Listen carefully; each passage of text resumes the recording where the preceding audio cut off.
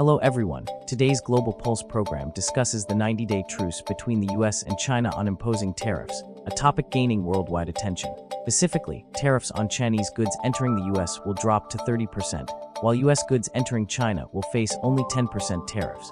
This development has brought optimism globally, as these two major powers have begun negotiations, marking a positive step forward. Prolonged conflict between them would harm the global economy, particularly Vietnam. Vietnam relies on both nations for its survival. It needs China for importing raw materials for processing and the US for exporting goods. Neither country can be replaced. This truce also brings relief to couples planning weddings, as global gold prices dropped by $100 per ounce today, and the US stock market is recovering. Additionally, Russia and Ukraine are showing signs of wanting to negotiate, potentially leading to peace agreements. However, these positive signals are mixed with contradictions. While Russia and Ukraine may be open to talks, the UK and Germany are supplying more missiles and weapons to Ukraine. 4 European countries recently visited Ukraine for discussions, and Germany's new chancellor announced continued financial support for Ukraine. These actions raise questions about the sincerity of de-escalation efforts.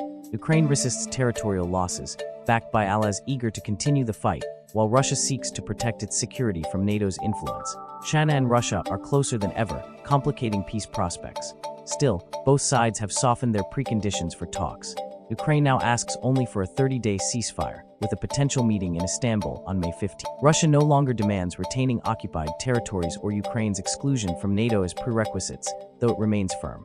The Russia-Ukraine situation likely hinges on US-China talks, as these powers are the root of global dynamics.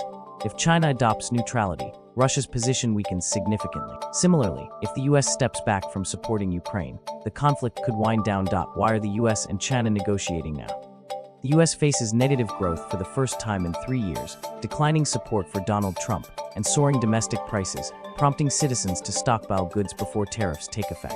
China, meanwhile, struggles with a PMI of 49 in April, indicating shrinking manufacturing, and a 0.1% drop in consumer prices compared to last year. Chinese goods pile up as citizens hesitate to spend, and no market can replace the US for Chinese exporters.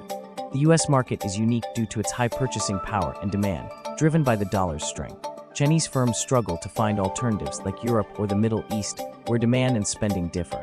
Exporting to smaller markets like Vietnam is challenging, as these markets cannot absorb the high-quality, high-volume goods designed for the US. Both nations are under pressure. China seeks to assert its global position and resist US dominance, while the US wants China to reduce trade deficits and reform its economic model, particularly state subsidies for private firms and currency devaluation for export advantages.